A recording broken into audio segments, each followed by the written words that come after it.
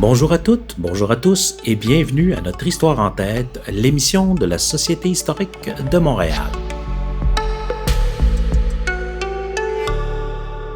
Bonjour et bienvenue à ce nouvel épisode de notre Histoire en tête, l'émission de la Société historique de Montréal. Mon nom est Émilie Girard et c'est un plaisir de vous retrouver à l'antenne de Radio-VM. Et n'oubliez pas que nous sommes aussi disponibles en reprise sur le site web de la Société historique ainsi que sur notre chaîne YouTube. Au menu, aujourd'hui, on reçoit mon ami l'historien Mathieu Trépanier pour nous faire part de l'histoire d'un lieu montréalais iconique. Donc, bonjour Mathieu, merci d'être avec nous. Avec plaisir, Émilie. Mathieu, aujourd'hui, tu nous parles, comme je l'annonçais, d'un lieu iconique de Montréal, lieu, on pourrait dire, à moitié disparu, l'hôpital de Montréal pour enfants, que les Montréalais ont toujours surnommé avec affection le Children. Oui, absolument. Tu sais, tu me connais, moi j'ai toujours envie dans l'émission d'évoquer des sujets comme ça pour parler de l'histoire du territoire, des lieux que les Montréalais ont fréquentés. Je trouve que l'histoire, ça s'incarne et ça résonne plus, tu sais, quand on parle de lieux comme ça, que les Montréalais ont connus, mais qui ne savent peut-être pas toujours, en fait, quelle est l'histoire derrière ça, quel est le passé du lieu, son patrimoine, tout ça. Donc, je suis très content d'être là aujourd'hui pour faire ce genre d'exercice avec toi et aussi pour parler d'un sujet qui est plutôt relatif au Montréal anglophone, chose qu'on a peu l'habitude de faire ou on n'a pas peu l'occasion, en tout cas dans l'émission, je dois le dire, et j'en suis bien content. Effectivement, mais comment t'en es venu à t'intéresser à ce bâtiment-là, à ce lieu-là? Bien, tu sais, il y a quelques années, j'avais encore une activité d'historien, chercheur en patrimoine. Donc, j'avais été appelé à travailler sur plusieurs travaux de recherche patrimoniale sur des grands ensembles montréalais. Toi et moi, on a déjà fait l'émission sur le parc Jeanne-Mance, tu sais. Donc, c'était un peu le même cas de figure dans le cas du Children. J'avais participé, donc, il y a quelques années, à une étude qui avait été commandée par la Ville de Montréal. À l'époque, la Ville lançait beaucoup d'études comme ça pour mieux comprendre la valeur historique et architecturale des grands sites, de certains, en tout cas, grands sites emblématiques, notamment des institutions hospitalières et en particulier celles qui étaient fermées et dont les bâtiments étaient, enfin, on se demandait un peu quoi en faire, quoi. Est-ce qu'on les garde? Est-ce qu'on les vend au privé? Est-ce qu'on les requalifie d'une autre manière ou est-ce qu'on les détruit? Donc, c'était ça qui m'a amené là. Et le Children, donc l'hôpital de Montréal pour enfants, faisait partie de ces bâtiments excédentaires. C'est un lieu intéressant parce que ça a profondément marqué la mémoire collective montréalaise. Tu sais, quand on parle d'hôpitaux historiques en Montréal, on pense souvent au Royal Victoria, à Sainte-Justine, mais le Children aussi a son histoire qui est unique, qui est riche, qui est complexe, qui est aussi indissociable du développement urbain et social de la ville. Et dans le cadre de cette étude, on s'était justement intéressé à des aspects très concrets. Donc, quelle est la valeur patrimoniale des bâtiments du Children? En quoi ça témoigne, par exemple, de l'évolution non seulement de la ville, mais aussi de la médecine au Québec, en particulier de la médecine pédiatrique, de l'architecture hospitalière également, parce que au fond, cet hôpital-là raconte plus qu'une histoire strictement médicale. Ça parle d'architecture, ça parle d'urbanisme, ça parle de transformation urbaine et sociale. Et pour comprendre cette évolution-là, c'est aussi comprendre comment, et ça c'est un aspect que je trouve tout à fait intéressant, comment Montréal a pris soin de ses enfants pendant plus d'un siècle, en fait, avec des origines qui remontent pratiquement à la toute fin du 19e siècle. Donc aujourd'hui, vraiment, on va plonger dans une histoire qui a marqué Montréal puis qui a touché directement des milliers de familles. Donc celle de l'hôpital de Montréal pour enfants, donc le Children. Pendant plus d'un siècle, là, comme tu le disais, c'est une institution qui a été bien plus qu'un simple hôpital. C'est un lieu vraiment d'espoir, d'innovation et parfois même de miracle. Ben oui. Alors, pour la petite histoire, donc, non, pourquoi je dis la petite histoire? La grande histoire du Children, l'hôpital est fondé en 1904 d'abord sous le nom de Children's Memorial Hospital. Et c'est le tout premier hôpital pédiatrique de Montréal, 3 ans tout juste avant l'apparition de, disons, sa contrepartie francophone, qui est l'hôpital Sainte-Justine, toujours existant bien sûr. À l'époque, au début du 20e siècle, la situation est assez dramatique. Il faut savoir que c'est une époque où la mortalité infantile atteint des sommets. À Montréal, on a peine à l'imaginer aujourd'hui. Ça atteint des sommets, en particulier dans les milieux populaires. Il faut se rappeler qu'entre 1901 et 1905, à Montréal, près d'un enfant sur 4 n'atteint pas l'âge d'1 an. Donc, c'est un taux de mortalité infantile qui est absolument effrayant. Le Children, en fait, c'est un peu, je te dirais, la réponse à cette crise sanitaire. Dès le départ, d'ailleurs, sa mission est très, très claire, c'est de soigner les plus vulnérables dans un contexte où l'enfance commence à être perçue comme une étape fragile et précieuse de la vie. Et très vite, l'hôpital devient un pionnier. Par exemple, j'ai dit, c'est le premier hôpital pédiatrique de Montréal, mais aussi du Québec.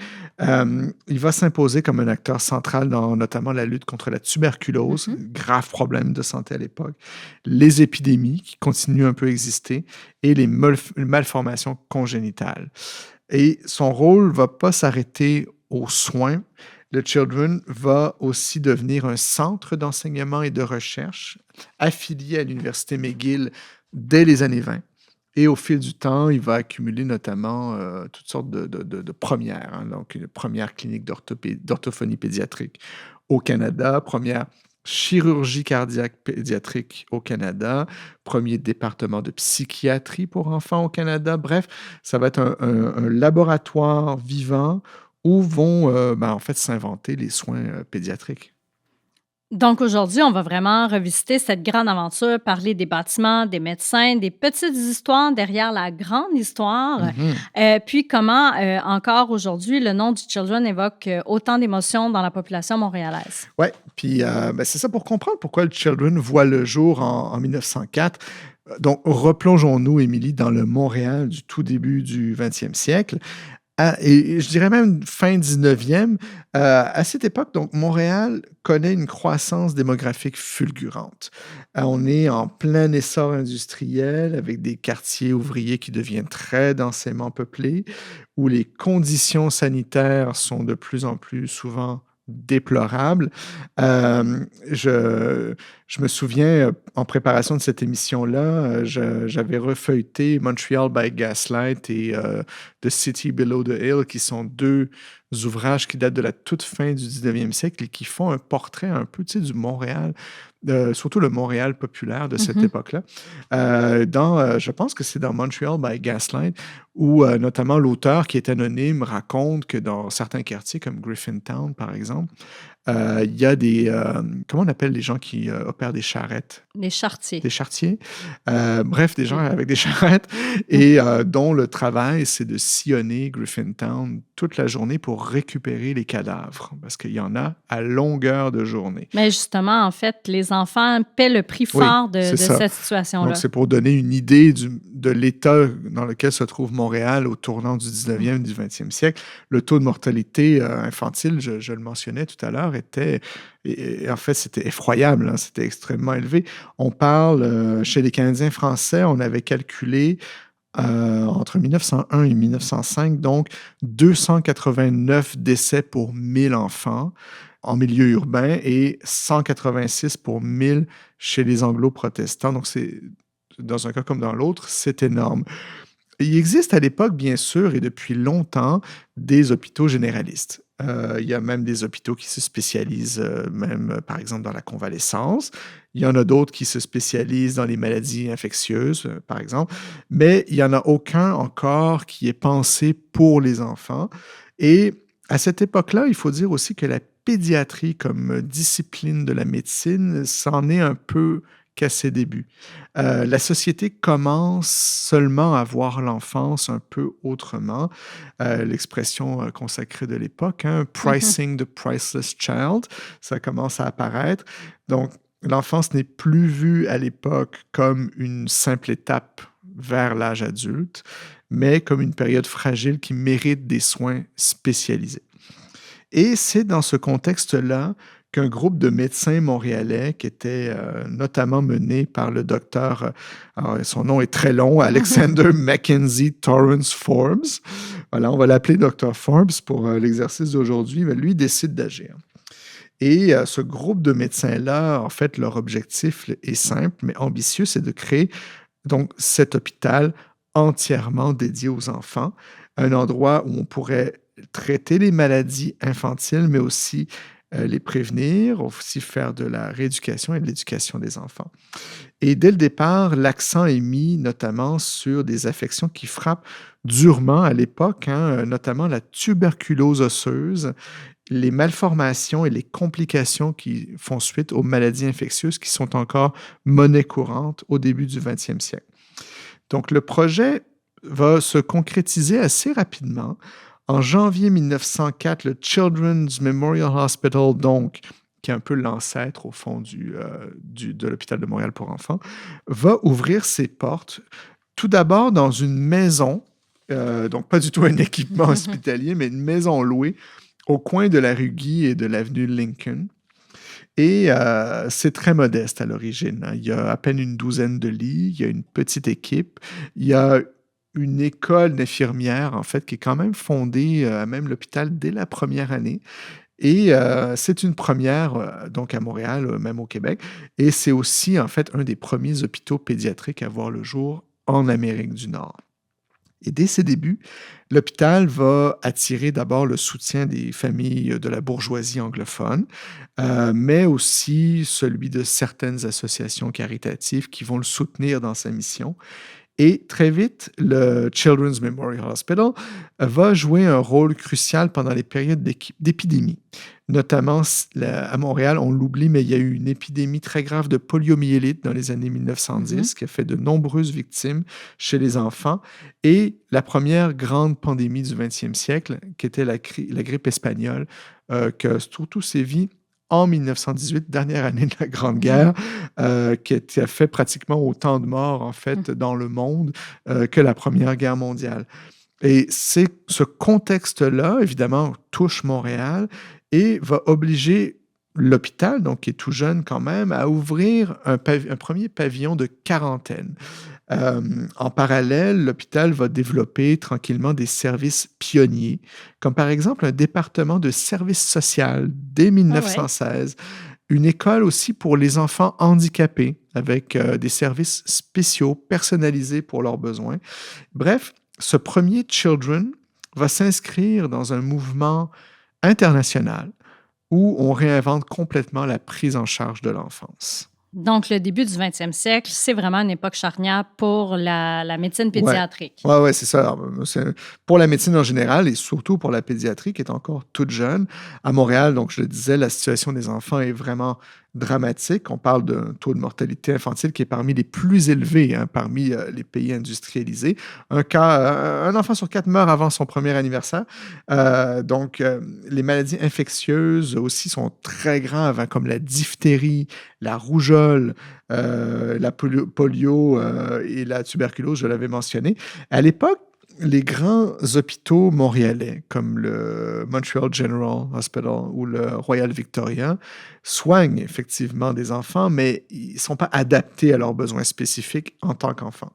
On commence tout juste à penser que l'enfant, c'est une période de vie, donc il mérite des soins spécialisés et un encadrement particulier. C'est là qu'il y a une émergence de la pédiatrie comme discipline à part entière.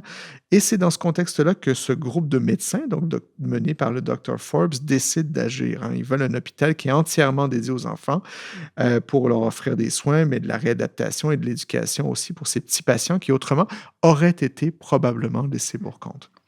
Donc, l'hôpital ouvre en janvier 1904. Donc, dans cette maison au coin de la rue Guy et de l'avenue Lincoln, c'est assez modeste. Il y a 12 à 15 lits, mais c'est quand même un jalon, on pourrait dire, majeur dans l'histoire de la santé à Montréal, à une époque où les soins de santé, d'ailleurs, sont de compétences souvent municipales et privées. Il n'y a pas du tout d'assurance maladie à cette époque-là. Donc, on y fonde également une école d'infirmières, comme je le disais. Et l'idée fait boule de neige parce que ça a un certain succès, le Children, en fait, assez rapidement. Parce qu'en 1909, à peine 5 ans plus tard, l'hôpital va déménager sur l'avenue Cedar, je ne sais jamais comment dire. Cedar, l'avenue Cedar, qui est une avenue, en fait, une petite avenue qui se trouve sur le flanc sud du Mont-Royal, donc dans un endroit cossu, éloigné de la ville, pour justement répondre. Ils vont s'installer dans des locaux plus grands et neufs pour répondre à une demande qui est sans cesse croissante. Et c'est là, en fait, que le premier Children va véritablement se développer. On va voir que un peu plus loin dans l'émission que le Children va déménager sur ce qu'on appelait le site Tupper, là où la plupart des Montréalais qui ont connu le Children, en fait, l'ont connu. En fait, c'était à cet endroit. Mais là, on est sur les flancs du Mont-Royal parce qu'il y a cette croyance à l'époque que les hôpitaux, c'est mieux que ça soit éloigné des noyaux urbains, justement pour la quiétude, parce que c'est dans l'air frais, un cadre aussi peut-être semi-champêtre qui est plus propice au traitement et à la guérison des malades. Mais ce qu'il faut retenir, c'est qu'à ses débuts, cet hôpital-là est à la fois donc une réponse à une urgence sanitaire et aussi le reflet donc d'un changement de mentalité dans lequel l'enfant mérite des soins adaptés. Et ça, c'est une petite révolution à l'époque. Mais pourquoi ce nom de Children's Memorial? Ouais, c'est une petite parenthèse. L'origine du nom, en fait, c'est le terme memorial, c'est un clin d'œil à la fin de l'époque victorienne et au souvenir de la reine Victoria qui est décédée en 1901, donc très peu de temps avant l'ouverture de l'hôpital. Donc, l'hôpital est un peu à la mémoire de la reine Victoria, même si elle a absolument joué aucun rôle là-dedans. Mais très vite, en fait, l'hôpital va se faire un nom pour d'autres raisons beaucoup plus pragmatiques. Il répond tout simplement à un besoin criant. Et dès ses débuts, donc, le Children va attirer des dons de la bourgeoisie anglophone, des dons aussi et des services auxiliaires de la part d'associations caritatives. Et rapidement, il va devenir aussi un hôpital d'enseignement. C'est-à-dire, dès 1905, quand ils sont encore dans leur maison louée, on n'est même pas encore sur le flanc sud du Mont-Royal, l'hôpital va s'incorporer officiellement. Et au fil des années, et ça va se concrétiser en particulier en 1920, il va être officiellement affilié à l'Université McGill, ce qui va lui donner un rôle central dans la formation des pédiatres au Canada. Et dès ces premières années, donc ce petit hôpital initialement de la rue Guy est complètement dépassé par la demande. Donc la petite douzaine de lits d'origine, ça ne fait plus l'affaire du tout. Les médecins font face à un flot continu d'enfants malades et d'enfants qui ont toutes sortes de maladies, mais des enfants aussi qui souffrent de certains handicaps, qui ont besoin notamment, par exemple, de soins orthopédiques complexes ou même de longues périodes de convalescence. Et donc, résultat, l'espace devient insuffisant et là, c'est là qu'il faut déménager. Et donc, le choix se porte sur un site qui est beaucoup plus vaste, au pied du Mont-Royal, donc avenue Cedar. Et donc, c'est ça, c'est pas un pur hasard. On croit évidemment beaucoup à l'époque, on l'a dit tout à l'heure, à l'influence du cadre naturel sur la guérison. L'air pur, la lumière, le Mont-Royal, tout ça, c'est parfait pour la convalescence des enfants. Donc, en 1909, le Children's Memorial Hospital va s'installer sur Cedar dans des bâtiments qu'on considère à l'époque conçus pour être un hôpital moderne. Contrairement à une maison. Oui, c'est ça. On n'est pas bien dans une maison. C'est pas adapté. Et donc, dans ce nouvel hôpital qui architecturalement conserve des traits très victoriens encore. Il ressemble un peu, on pourra mettre des photos sur les réseaux sociaux, mais il ressemble un peu à une extension, mettons, du Royal Victoria qui est situé à peine une encablure de là. On trouve dans ce nouvel hôpital donc, des salles d'isolement pour limiter la propagation des maladies contagieuses. On trouve des solariums, on trouve des galeries vitrées pour les traitements à la lumière, chose très en vogue à l'époque dans la lutte notamment contre la tuberculose. Et on trouve des espaces ouverts qui rompent avec l'exiguïté de la maison originale sur la rue Guy. C'est-à-dire les enfants peuvent aller dehors. Puis qu'est-ce que ce site-là, donc le site Cedar, qu'est-ce qu'il a de nouveau? Qu'est-ce que ce nouveau site-là va permettre, en fait, que la maison précédente ne permettait pas? Outre ce que je viens de dire, le site va permettre à l'hôpital de s'affirmer comme un centre pédiatrique d'avant-garde. On ne se contente plus juste de soigner. Avec la création du service social en 1916, première au Canada d'ailleurs, pour assurer le suivi des familles et pour comprendre le contexte dans lequel vivent les enfants qui sont malades. Donc ça, c'est un changement de mentalité important. La même année, par exemple, on va fonder aussi en 1916 la School for, on disait à l'époque, School for Crippled Children, donc une école pour enfants handicapés. Ou enfants infirmes, je pense que la traduction littérale, ça serait ça. Une école qui était déjà destinée à l'époque aux enfants paraplégiques, donc paralysés, ce qui reflète déjà leur volonté d'intégrer à la fois soins et éducation. Et le site Cedar, c'est aussi le lieu où le Children va développer des innovations médicales marquantes, notamment avec la création de ce pavillon de quarantaine pendant la crise de la grippe espagnole de 1918. On va aussi fusionner l'hôpital, le Children, avec un autre hôpital qui s'appelait le Foundling and Baby Hospital. Cette fusion-là va avoir lieu en 1931. Le Foundling and Baby Hospital, c'était littéralement l'hôpital où on abandonnait les enfants. Et on va au Children, par exemple, il va y avoir quelques premières médicales, comme notamment la création d'un respirateur artificiel en bois, notamment pendant l'épidémie de polio de 1931. Bref, le Cedar, c'était plus qu'un déménagement, c'était un moment où le Children passe d'un projet, disons, caritatif à une véritable institution scientifique affiliée à une université de recherche reconnue partout dans le pays et même au-delà. Et le nouveau site va connaître des agrandissements successifs dans les années 1910, dans les années 1920, et c'est une période pendant laquelle le Children va poser les bases de sa réputation. Non seulement il soigne, mais il innove. Donc c'est vraiment une vision d'avant-garde pour l'époque. Oui, puis il faut imaginer le contexte. Hein. On revient à l'épidémie de grippe espagnole de 1918. Les enfants qui sont atteints ont une chance d'y aller et de s'en sortir. Dans les années 1920, l'hôpital va participer notamment, par exemple, à la fondation de la Société canadienne de pédiatrie. Donc, un encadrement de la production, de la pratique de la médecine pédiatrique. C'est plus qu'un hôpital, c'est un acteur clé dans l'évolution de la santé infantile, pas juste à Montréal, ni même au Québec, mais vraiment au Canada. Puis on pourrait penser, en fait, que la pédiatrie, c'est quand même une spécialité féminine, non? Oui. C'est vrai que on associe ça plutôt à une spécialité féminine. Et d'ailleurs, en fait, le Children a été aussi un pionnier pour la place des femmes dans le milieu médical. Hein. J'ai parlé du Dr. Forbes comme fondateur. Évidemment, c'est un homme, mais il y a eu des figures féminines exceptionnelles qui... Outre les infirmières dont tu parlais aussi. Outre les infirmières qui sont des saintes, hein, de toutes les époques, je tiens à le dire. Mais parmi elles, donc les figures féminines exceptionnelles de l'histoire de la médecine, je dirais même au Canada en général, il y en a une en particulier qui se démarque, qui va faire sa carrière notamment aux Children. Ça va être le Dr. Jessie Boyd-Scriver, que tout le monde appelait d'ailleurs effectuellement Dr. Jessie. Et c'était une véritable pionnière. Elle avait fait partie des 5 premières femmes, d'ailleurs, à obtenir un diplôme en médecine à McGill en 1922, à une époque où les femmes étaient pratiquement absentes de ce milieu-là. Il y avait eu Maud Abbott, mais elle n'avait jamais eu le droit de pratiquer, par exemple. Mais Dr. Scriver, oui.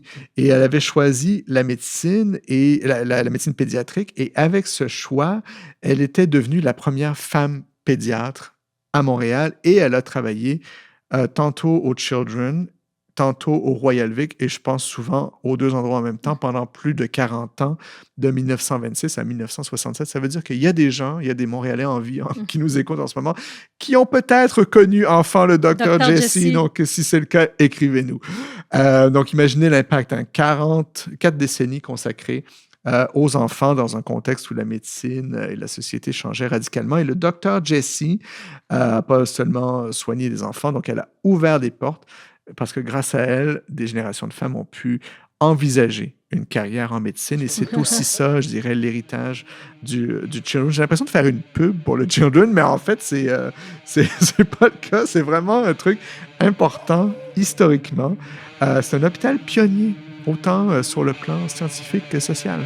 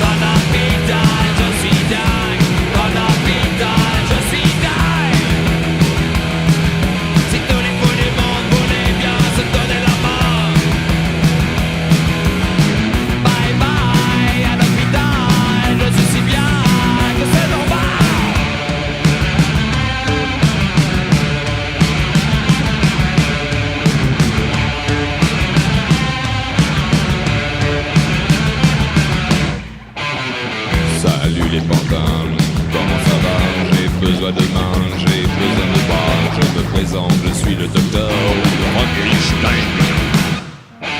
Ici, plus de violence que la décadence. Il faut que tu danses, juste et en cadence. Faut pas que tu penses, sinon.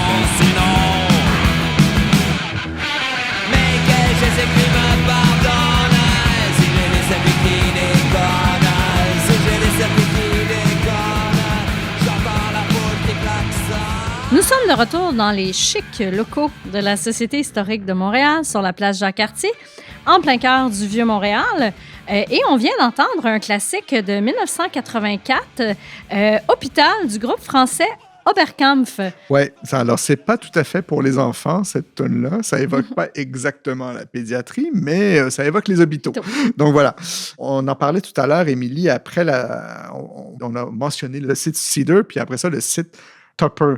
En fait, le site Cedar, lui, a existé pendant environ une quarantaine d'années. Mais après la Seconde Guerre mondiale, il devient complètement saturé. L'hôpital a grandi. Il y a des pavillons qui, au fil des années, se sont rajoutés. Mais les besoins explosent. On est à une époque maintenant, après, disons, grosso modo, après la Seconde Guerre mondiale, où la médecine pédiatrique a beaucoup évolué et à une vitesse assez incroyable. Toutes sortes de nouveaux traitements, des chirurgies spécialisées, un développement très rapide et très important de la recherche clinique notamment. Donc, les médecins du Children sont confrontés, encore une fois, à l'exiguïté de leurs locaux et de l'obsolescence aussi du genre d'installation qu'ils avaient fait construire en 1909 sur Cedar. Donc, ils veulent élargir leurs services, offrir notamment plus de lits. Mais donc, le terrain Cedar qui est coincé sur le flanc du Mont-Royal ne permet plus vraiment d'expansion. Il y a tout simplement plus de place. Et ce n'est pas juste un problème d'espace. Comme je dis, les installations sont vieillissantes. Elles sont rendues difficiles à adapter aux standards modernes, ou en tout cas de l'époque, de l'hospitalisation et de l'intégration, notamment des laboratoires de recherche dans les hôpitaux. Dans ce contexte-là, il y a un rapport qui est publié après la guerre, le rapport Vivian, qui recommandait d'ailleurs une modernisation massive des hôpitaux anglophones de Montréal. Et pour le Children, la conclusion était claire. En fait, il fallait déménager, il fallait quitter le site Cedar. Mais pour aller où? Donc, en janvier 1951, la solution, en fait, apparaît presque naturellement, presque magiquement. En fait, le Montreal General Hospital, qui est une institution qui existe toujours, qui est pratiquement située à côté, occupe, il y a un de ces pavillons qui est construit sur la rue Tupper, qui forme un angle avec Dorchester et Atwater. Et c'était, parce que le premier General, il est en fait, je pense, sur Saint-Dominique-René-Lévesque. Et cet hôpital-là avait ouvert sa Western Division, donc un pavillon annexe beaucoup plus à l'ouest pour un peu suivre la population anglophone qui résidait plus à l'ouest. Sauf qu'eux aussi, ils vont déménager, puis ce pavillon-là, sur la rue Tupper, ils veulent s'en débarrasser. Fait que le Children se dit, tiens, on va récupérer ce site-là. Et donc, le Children va annoncer son intention justement de s'installer dans ce nouveau pavillon, donc de quitter l'avenue Cedar. Et donc, on imagine la situation, il y a un hôpital qui déménage pendant qu'un autre récupère l'espace d'un autre qui lui-même déménage. En tout cas, c'est une espèce de jeu de Lego, de Tetris assez important dans la ville. Là. Et dont le docteur Jesse a été témoin quand même. Dont le docteur Jesse a été témoin. Écrivez-nous si vous avez connu le docteur Jesse. Mais ce site Tupper-là, il a plusieurs avantages stratégiques pour le Children. Oui, c'est ça. Bon, déjà, la croyance de installer un campus hospitalier en dehors de la ville, c'est plus tellement à l'heure du jour après la Deuxième Guerre mondiale, parce que la médecine, elle est vue comme un truc hyper scientifique maintenant, basé sur la recherche. Donc, l'air pur, tout ça, c'est plus une priorité. On veut, au contraire, être proche de la population. On va être accessible. Oui, c'est ça, on va être accessible. Donc, le premier avantage, c'est que ce nouveau site, donc, est situé au cœur de la ville, surtout dans la partie, disons, anglophone du centre-ville de Montréal, donc dans sa partie ouest, au croisement de Atwater et Dorchester, donc aujourd'hui René-Lévesque, deux artères quand même assez majeures. Donc, ça facilite l'accès pour les familles de l'ouest de Montréal. Deuxième grand avantage, ce site est déjà donc équipé pour des soins hospitaliers. Lourd. Il y a déjà le pavillon que le General avait construit et qui avait été agrandi, notamment dans les années 30, avec des bâtiments modernes pour l'époque, comme l'LD, qu'on appelait, qui était construite en 1932 et qui était dans un style art déco, ce qui était assez inhabituel pour un hôpital. Et troisième grand avantage stratégique, le site offre la possibilité d'un futur agrandissement sur un îlot urbain qui était assez important, contrairement au site sur Cedar, qui était limité dans l'espace, qui était un site en pente aussi sur le flanc du Mont-Royal. Donc, en mars 1951, le conseil d'administration du Children va prendre la décision. Donc, l'hôpital va s'installer, va récupérer le site Tupper, va s'y installer, mais il ne va pas seulement s'y installer, il va également faire moderniser et agrandir le site. Et l'objectif est clair, c'est d'en faire un hôpital de pointe capable d'accueillir 500 lits, ce qui est beaucoup pour l'époque, et d'intégrer des laboratoires et de se positionner vraiment comme un centre universitaire majeur affilié à McGill. Et c'est un projet qui est ambitieux et qui va transformer d'ailleurs complètement le visage du site et du secteur, qui est juste à côté du forum d'ailleurs, et du square Cabot par là. C'est quand même assez imposant là, quand on pense qu'en 1904, Ouais. on a 12-15 lits. Oui, oui. Donc Là, là, 500 lits. 50 ans, à peu près 50 ans plus tard, on est rendu à 500 lits. Ça fait beaucoup d'enfants qu'on peut soigner. Absolument. Puis quand la décision est prise en 1951 à propos du déménagement sur le site Tupper, c'est un projet colossal. Déménager un hôpital, là, Il n'y a rien de simple là-dedans. Absolument rien de simple là-dedans. Il n'y avait pas d'Internet, etc. Donc, imaginons un peu. C'est-à-dire qu'il ne fallait pas juste changer d'adresse, il fallait repenser aussi complètement ce qu'est un hôpital pour enfants du milieu du 20e siècle. Donc, quand le Children va s'y installer, ils vont décider de garder une partie des bâtiments qu'ils héritent du General, notamment l'LD que j'ai mentionné tout à l'heure, qui était construite en 1932 dans un style art déco avec, je le mentionne parce que c'est très intéressant, des magnifiques bas-reliefs du sculpteur Henri Hébert, qui existent toujours d'ailleurs. Et aussi, donc, ils vont prévoir construire du neuf sur cet espace qui a beaucoup d'espace à construire. Il y a 2 nouvelles ailes qui vont marquer la transformation, qui sortent de terre, l'aile C, l'aile A. En tout cas, ils numérotent les ailes, ça ne porte pas vraiment de nom.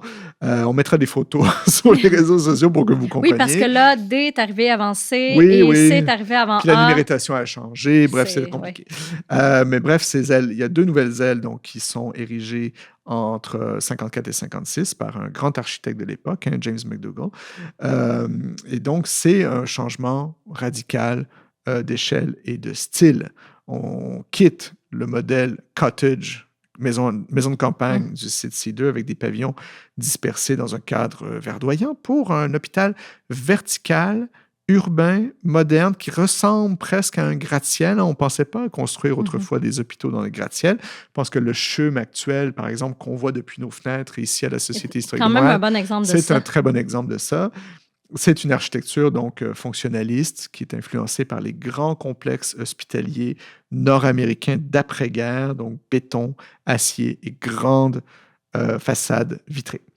Et ces nouveaux bâtiments donc, permettent de tripler la capacité d'accueil. On passe au maximum sur C2, ils avaient réussi à mettre 175 lits. Là, dans un premier temps, ils arrivent à en mettre 385 avec une perspective de 500 éventuellement.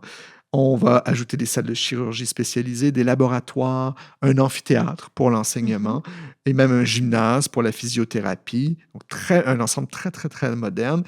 Le Children devient pas juste un hôpital, donc, je le disais, un centre universitaire qui fait de la recherche. Et finalement, le déménagement, j'en parlais plus tôt, mais a eu lieu le 1er décembre 1956.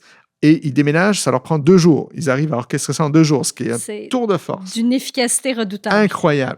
Dans une ambiance, d'ailleurs, qui apparemment serait restée mémorable.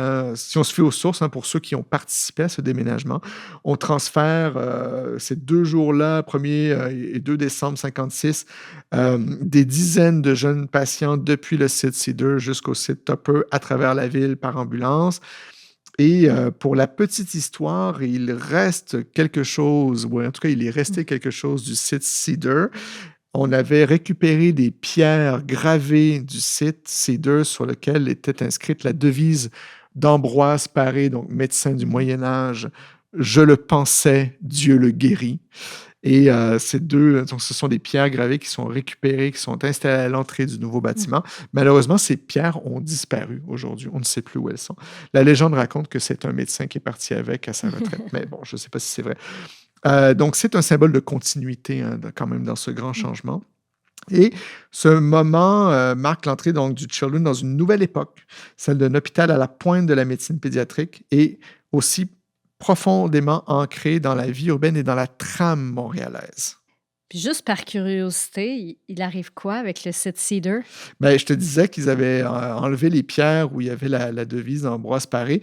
En fait, il va être purement et simplement abandonné, ce site-là. Je ne me souviens plus exactement de ce qu'on avait trouvé dans nos résultats de recherche, parce qu'on s'était penché sur cette question-là. Mais si je ne me trompe pas, il avait été abandonné. Et c'est la Ville de Montréal qui, plus tard, va procéder à cette démolition intégrale et va rattacher le terrain à l'ensemble du parc du Mont-Royal. D'ailleurs, si vous regardez un truc amusant, si vous regardez sur Google Earth, vous savez, vous avez des vues satellites comme ça, vous pouvez voir Montréal vue du ciel, et il y a encore une trace visible aujourd'hui de l'ancien site. C'est une clairière qui est tout juste au nord donc, de l'avenue Cedar, parce qu'à cet endroit-là, le Mont-Royal, le flanc du Mont-Royal est boisé partout, sauf là où il y avait l'ancien hôpital, où ça n'a jamais construit. Je pense qu'ils ont juste remblayé, donc il n'y a pas d'espace pour les arbres pour croître. C'est dommage d'ailleurs que ça ait été détruit, parce que c'était un bâtiment d'une très grande qualité architecturale.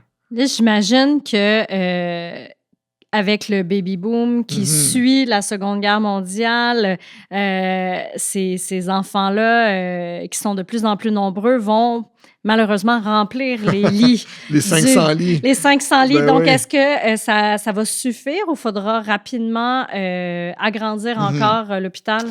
Ben, tu le mentionnes très justement, le milieu des années 60, disons, c'est là que ça arrive, le baby boom. Là, ça avait commencé avant.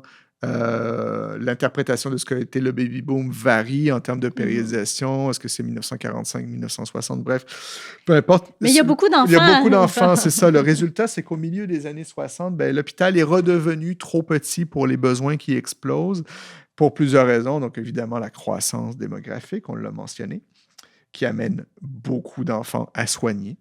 Et ensuite, il y a l'apparition de nouveaux traitements aussi, puis la spécialisation des soins qui font en sorte que un hôpital pédiatrique a besoin de plus de laboratoires de recherche, plus d'unités spécialisées, plus de services externes aussi.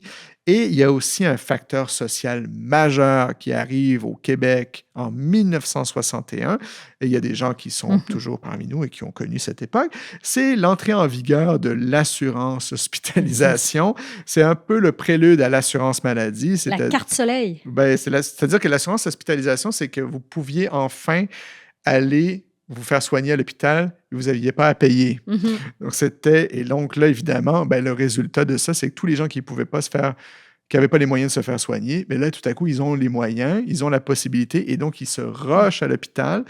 Et ce qui devait arriver arriva. Il y a une augmentation de la fréquentation des hôpitaux, notamment du Children. Et dans les années 60, le Children est constamment en situation de surpopulation. Et donc, en 68, son conseil d'administration va lancer un projet d'agrandissement de 12 millions de dollars, somme importante pour l'époque. Et le cœur de cette transformation-là, ça va être la construction d'une nouvelle aile, qu'on appelait l'aile B, qui a été construite à l'emplacement de l'ancienne avenue Essex, qui n'existe plus. Et les travaux donc, vont s'achever en 1977. Ça va être assez long. C'est une aile de 2 étages, puis ensuite, ils vont rajouter une 3e un peu plus tard qui va accueillir tous les services externes, l'urgence de l'hôpital et la nouvelle entrée principale de l'hôpital qui va être accessible dorénavant depuis la rue Tupper. Et donc, ce projet d'expansion-là, c'est aussi l'occasion pour repenser la circulation interne. On va construire des tunnels, des passerelles qui relient les différentes ailes pour faciliter le déplacement des patients, des soignants, du matériel, du reste du personnel. On va agrandir également, hein, c'est l'époque, les espaces de stationnement. La voiture est Et oui, reine. c'est pas tout le monde qui, tout le monde se déplace en voiture à cette époque-là, qu'est-ce que je te dis. Donc, on va même annexer des terrains voisins jusqu'à la rue Sussex. Cette LB, là, qui porte pas de nom, mais en tout cas, c'était la dernière grande transformation du site Tupper. Après les années 70, la structure générale de l'hôpital ne bouge plus, même si l'hôpital continue d'ajouter des unités spécialisées et des équipements toujours plus modernes.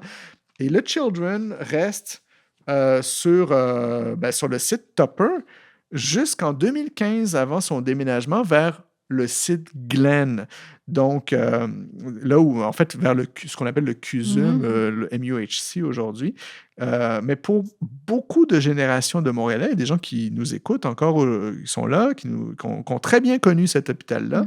Quand on parlait du Children, on pensait tout de suite à cette espèce d'immense ensemble hospitalier au coin d'Atwater et René-Lévesque qui était, je dois dire, en termes de volume de construction, c'était très gros comme endroit. Mais justement, Mathieu, quand on pense aux Children, on imagine surtout un hôpital pour enfants. Mais ce que peu de gens savent, c'est que le site Tupper, c'est aussi une sorte de musée de l'architecture hospitalière avec des styles qui se côtoient sur plus d'un siècle. Ouais, ça, c'est une dimension intéressante parce que c'était un hôpital avec différents pavillons construits à différentes époques et dont l'architecture répondait aux croyances de ce qui était bien pour un hôpital selon les époques. C'est pour ça que c'est très intéressant. Le site Tupper, ça a été une espèce de ligne du temps en briques et en béton. Hein. On retrouvait d'abord l'héritage du vieux Western Hospital, je ne l'ai pas mentionné, mais avant le General, il y avait eu au 19e siècle un petit hôpital qui s'appelait le Western, qui était un truc complètement victorien, tiré d'un film d'horreur, là, tu sais, avec des volumes, avec du gothique. Ensuite, il y a eu le General qui s'est installé là, qui était déjà un peu plus moderne, un peu moins caricaturalement, disons, victorien. Ensuite, il y a eu le Children dans les années 50, donc avec l'idée qu'on se faisait de l'architecture dans les années 50. Donc, des styles très différents qui racontent l'évolution de la médecine, qui racontent l'évolution de l'architecture, qui racontent l'évolution des hôpitaux, mais aussi de Montréal. Puis donc, si on se promène en pensée sur ce site, parce qu'on ne va pas là où on n'a pas le droit d'aller physiquement, mais en pensée, Ouais. si on se promène, on commence par quoi? Ouais, ben en pensée, parce qu'il reste presque plus rien, en fait, maintenant. Hein. Alors, je dirais qu'on commence par l'aile qui était la doyenne, hein, qui était construite en 1919-1920, l'aile F. Vraiment, ça va nous prendre un plan Ça va nous prendre un pour plan. démêler les Absolument. différentes Je ailes. pense qu'un jour, on va filmer ces émissions. À l'origine, en fait, c'était la résidence des infirmières que le Western Hospital au 19e siècle, au début du 20e siècle, avait construit. Et de tous les bâtiments du site, c'est le seul qui existe encore aujourd'hui. C'est un très bel exemple de style néo-georgien, très symétrique, briques rouges, façade élégante, portique classique, très anglais. Rien à voir avec un hôpital. Hein. On dirait plutôt une grande maison bourgeoise, comme on en retrouvait beaucoup dans le Golden Square Mile, en fait. Et c'était voulu, hein, à l'époque. On voulait offrir aux infirmières un cadre confortable, mais surtout surveillé. Et pourquoi surveiller? C'est-à-dire que le pavillon des infirmières, c'était un morceau d'histoire à lui tout seul. Hein. Tu sais, c'était pas pour les patients, c'était pour loger donc les infirmières, aussi les stagiaires qui étaient là-dedans. Il faut se rappeler qu'à l'époque, la plupart des infirmières, c'était des femmes jeunes, célibataires, qui nourrissaient tout un imaginaire, hein, bien sûr. Et on estimait qu'à l'époque, qu'elles devaient vivre dans un environnement contrôlé pour que ce soit respectable. De bonne moralité et de bon ton. Exactement. C'était une forme de résidence surveillée. Le bâtiment était très joli, mais à l'intérieur, on trouvait des chambres simples, un grand salon commun, donc une espèce de vie communale, une salle de réception. C'était un vrai lieu de vie, mais avec des règles strictes. Il y avait un couvre-feu, il y avait des visites limitées et bien sûr aucune sortie. Au début, en tout cas, sans autorisation. Puis ça a duré longtemps? Oui, c'était une résidence pour infirmières jusque dans les années 1970. Donc, encore une fois, s'il y a des infirmières qui ont connu ce lieu, écrivez-nous. Et après la Seconde Guerre mondiale, en fait, quand le Children s'installe sur le site, il continue d'utiliser cette aile-là. Donc, comme résidence pour les infirmières, ça ne change pas. Il greffe aussi un petit centre de formation pour les infirmières. À l'époque, on accueillait aussi, donc c'est ça, les étudiantes de l'école de soins infirmiers de McGill qui faisaient leur stage au Children et vivaient littéralement à 2 pas des salles d'opération. Donc, le pavillon des infirmières, c'est un peu comme le cœur social de cette pieuvre Oui, hospitalière-là. absolument. Il y avait, paraît-il, une ambiance vraiment communautaire. Les infirmières passaient leur journée au chevet des enfants malades, puis le soir, elles se retrouvaient dans ce bâtiment-là, qui était assez chaleureux, hein. J'ai eu la chance de le visiter avec son salon, ses boiseries. Certaines infirmières anciennes de l'époque, en tout cas, nous avaient raconté qu'il y avait même des soirées musicales, des petites fêtes, malgré les règles strictes. Donc aujourd'hui, c'était vraiment un symbole de la vie hospitalière au 20e siècle. J'avais rencontré en fait une dame qui avait été infirmière dans les années 60 et qui racontait avec amusement que plusieurs bébés ont été quand même conçus en cet endroit entre des infirmières et des jeunes internes en médecine. Voilà, c'était la parenthèse érotique de cette émission. Oui, c'est ça, les frontières étaient perméables. Voilà. Puis c'est fou de penser quand même que ce pavillon, construit il y a plus de 100 ans, a survécu quand même jusqu'à la fin du site Tupper. Ouais, c'est ça, il survit. C'est le seul qui a survécu. Puis, si on revient un petit peu dans le temps, qu'est-ce qui arrive pendant les années 1930 Là, au site du Children? Là, on change complètement de ton avec cette autre aile, dite LD, qui était construite en 1932 donc par l'architecte James McDougall. C'est un bijou art déco, hein. C'était absolument magnifique, avec des lignes verticales, une façade rythmée par de la brique rouge, de la pierre calcaire et, je l'ai mentionné, donc les bas-reliefs du sculpteur Henri Hébert. Il représentait, ces bas-reliefs, la mission de l'hôpital d'ailleurs, hein. Tu avais un bas-relief qui représentait la science, l'autre la recherche, l'autre les soins, en tout cas il y en avait plusieurs.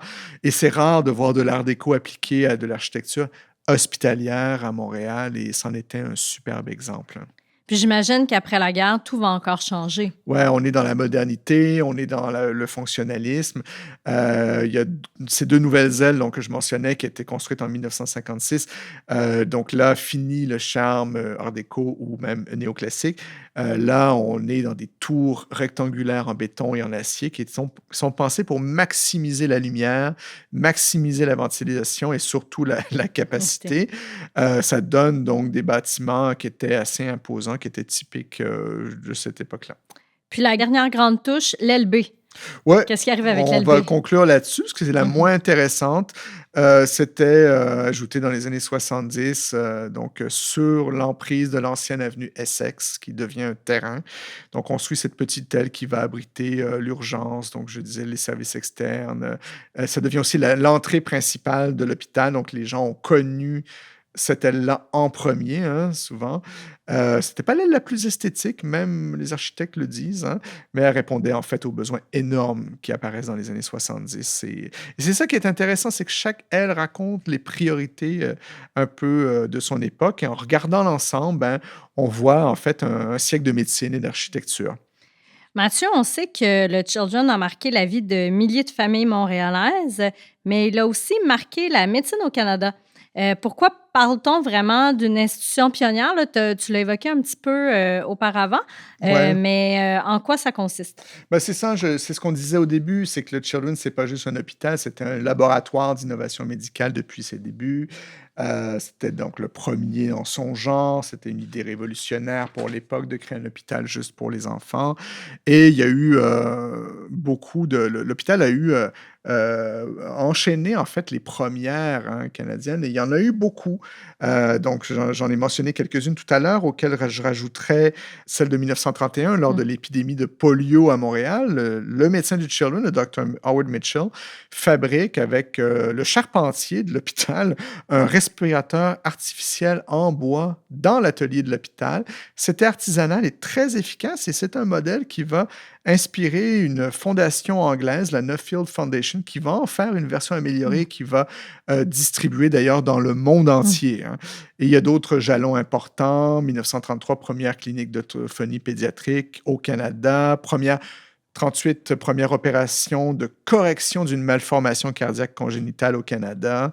Premier cathétérisme cardiaque pédiatrique, création d'un premier département de génétique médicale au pays en 1949, ce qui n'est pas rien. Premier département de psychiatrie pédiatrique au Canada dès 1950, et ça continue comme ça jusque dans les années 80 avec des avancées, notamment comme la première greffe de moelle osseuse au Canada en 1985 et la première greffe de foie réussie sur un enfant au Canada. Ça a eu lieu au Children. Donc, on le voit vraiment que c'est pas qu'un hôpital soignant, c'est aussi donc un centre de recherche puis d'enseignement. Oui, puis ça a été un lieu qui a beaucoup marqué, en fait, les Montréalais où beaucoup d'enfants ont été soignés, sauvés, s'en sont sortis. Et c'est peut-être ce qui je te dirais, moi, me touchait le plus quand je travaillais sur le sujet. Je me souviens qu'on avait visité l'hôpital qui était vide, qui avait été vidé complètement. Et sur les murs de l'hôpital, avant sa fermeture, il y avait un message qui avait été laissé probablement peut-être par une infirmière, je ne sais pas, mais et il y en a un, donc ce message qui avait été écrit sur le mur m'avait vraiment frappé. Ça, j'ai encore la photo, je pourrais la mettre sur les réseaux sociaux. C'est une infirmière qui avait écrit, et c'est en anglais, donc « These hands have held hands, wiped tears, cleared puke and poop, cuddled babies, hugged children and their families, poked them for blood samples, and mostly have prayed for these beautiful little souls. Be grateful for your loving and caring hands. » Très touchant. Très touchant, et ça dit tout. C'était vraiment un hôpital, mais c'était aussi une très, très grande maison, en fait, où se côtoyaient les gens, le personnel soignant, les infirmières, mais les familles. Puis donc, à travers tout ça, le nom du Children, ça évoque quoi pour les Montréalais et les Montréalaises? Je pense que pour les Montréalais, surtout nos compatriotes anglophones, ça évoque vraiment une histoire, une partie de leur histoire de la ville. Évidemment, c'est un hôpital qui était ouvert à tout le monde, mais c'était plutôt une institution anglophone qui était profondément ancrée dans l'histoire de la ville. Et dans la mémoire collective. Quand ça a fermé, ça a suscité beaucoup d'émotions dans une partie de la ville de Montréal.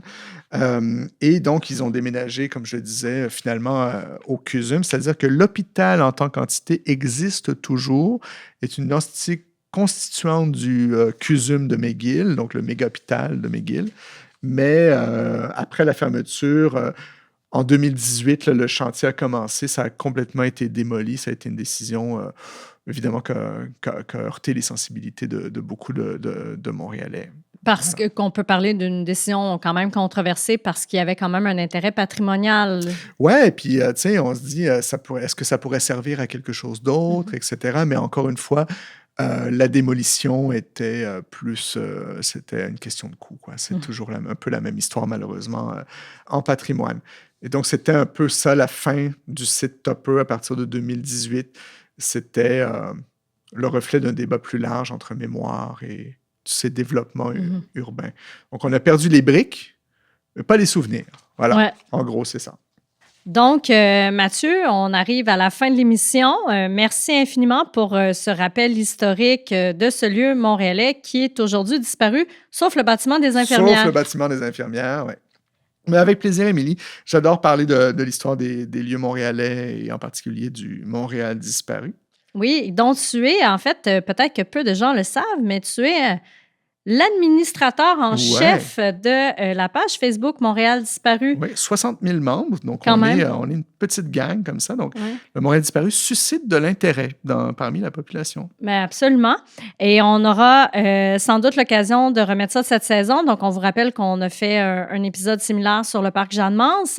Si vous avez des sites disparus de Montréal dont vous aimeriez entendre parler sur les ondes de Notre Histoire en tête, faites-nous le savoir. Ça nous fera plaisir de faire de la recherche pour vous. Je m'appelle Émilie Girard et ça conclut cet épisode de Notre Histoire en tête, l'émission de la Société historique de Montréal. Comme à l'habitude, on remercie Antonin Wyss à la captation sonore et au montage de l'émission et au plaisir de vous retrouver très bientôt.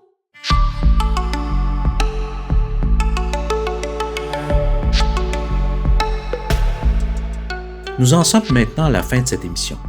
Vous pourrez la retrouver sur le site de la Société historique de Montréal, à l'onglet « Émissions de radio » ou sur notre chaîne YouTube. Nous vous invitons, si ce n'est déjà fait, à devenir membre de la Société historique de Montréal, ce qui nous permet de produire ces émissions. Alors, merci de nous avoir écoutés et à la prochaine.